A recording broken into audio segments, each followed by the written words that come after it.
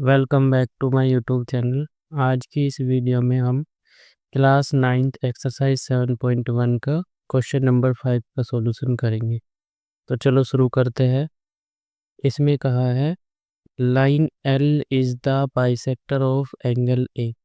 Line L देखो diagram में, ये लाइन एल रही और एंगल ए देखो, ये एंगल ए रहा। तो क्वेश्चन कह रहा है कि लाइन एल जो है वो बाइसेक्टर है एंगल ए का।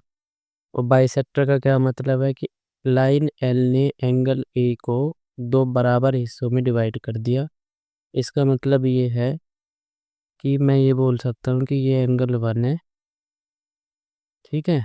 ये मैंने क्या मान लिया, एंगल 1, और ये मैंने मान लिया एंगल 2। तो मैं ये कह रहा हूँ कि एंगल 1 और एंगल 2 इक्वल है, इसका मतलब ये है। चलो आगे बढ़ते हैं। फिर क्या कहा है, B is any point on L.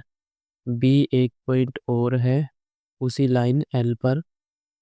B P and B Q, B P and B Q are perpendiculars from B to the arms of angle A. Angle A जिससे बन रहा है उसकी जो दो आर्म्स है, जो ये दो आर्म्स है, एक ये और दूसरी ये, इन दोनों पर एक तो बी पी परपेंडिकुलर है और दूसरा बी क्यू परपेंडिकुलर है। अब परपेंडिकुलर का क्या मतलब है भाई, परपेंडिकुलर का मतलब होता है कि एंगल 90 डिग्री। परपेंडिकुलर का मतलब है ये। इसका मतलब जो ये एंगल मैं 3 मान रहा हूँ ये 90 डिग्री है, और ये जो एंगल 4 मान लिया मैंने ये भी 90 डिग्री है, ठीक है।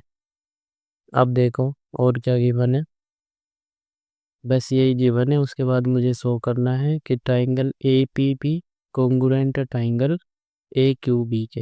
ए पी बी, ये ट्राइंगल ए क्यू बी के कॉन्ग्रुएंट है, हमें ये प्रूव करना है, ठीक है। आई बात समझ में। तो देखो गिवन नोट करते हैं। सबसे पहले गिवन क्या है, तो हमें गिवन है कि line L is the bisector of angle ए। उसका मतलब बताया था मैंने कि एंगल 1 एंगल 2 के इक्वल है, इसका मतलब ये है।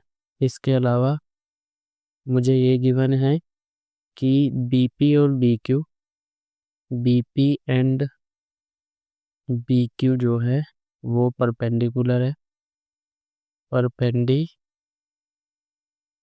है ऑन आर्म्स ऑफ एंगल के, ठीक है। ये गिवन है। इसका क्या मतलब था कि एंगल 3 इक्वल है एंगल 4 के, और ईच एंगल 90 डिग्री के है, क्योंकि परपेंडिकुलर निकला होता है 90 डिग्री। उसके बाद हमें टू प्रूफ क्या करना है,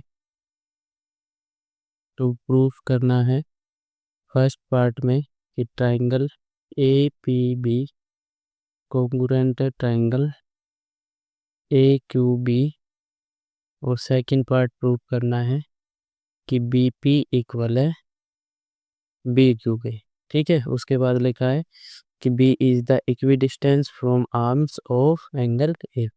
बी जो है इन दोनों से इक्वल डिस्टेंस पे, यानी बी क्यू और बी पी इन दोनों को इक्वल प्रूफ करना है, ठीक है। सॉल्यूशन देखो अब। तो सॉल्यूशन में भी यही दोनों ट्राइंगल से स्टार्ट करेंगे। इन दोनों ट्राइंगल को ले लो। In triangle A P B, in triangle A P B and triangle A Q B. अब इसमें देखो क्या क्या गिवन है। तो मैं ये कह रहा हूँ कि एंगल 1 और एंगल 2 इक्वल गिवन है, एंगल 3 और एंगल 4 इक्वल गिवन है, और ए बी लाइन दोनों में कॉमन है। तो मैं ये लिखूँगा कि एंगल 1 इक्वल है एंगल 2 के, ए बी इक्वल है ए बी के, ठीक है। एंगल 1 इक्वल है एंगल 2 के, ये बात मुझे क्वेश्चन में गिवन है। और एंगल 1 इक्वल है ए बी इक्वल है ए बी के, ये चीज़ कॉमन आ गई दोनों ट्राइंगल में, ठीक है ना। देखो ध्यान से देखो, ए पी बी ट्राइंगल जब ले रहे हैं उसमें भी ए बी आ रहा है, और ए क्यू बी ट्राइंगल ले रहे हैं, उसमें भी ए बी आ रहा है, तो दोनों में आ गए, इसलिए इसे कॉमन लिखेंगे। तो तीसरी हमें एंगल 3 इक्वल है एंगल 4 के, ये क्या है, ये भी हमने या तो गिवन लिख सकते हो, या हम लिख सकते हैं कि ईच 90 डिग्री है, ये भी लिख सकते हो।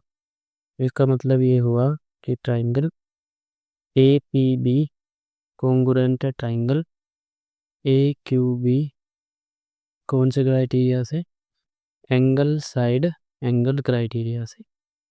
तो इसीलिए तो हम ये कह देंगे कि बी पी इक्वल है बी क्यू के by C P C T. अब ये दोनों ट्राइंगल अगर कॉन्ग्रुएंट हो गए तो इनके जो कोरोस्पोंडिंग पार्ट्स है वो भी क्या हो जाएंगे, इक्वल हो जाएंगे। तो ये हो गया इसका सेकंड पार्ट और ये हो गया इसका फर्स्ट पार्ट। बहुत ही आसान क्वेश्चन है, इस तरीके से करना है, ठीक है। और वीडियो को लाइक कर देना है सबको।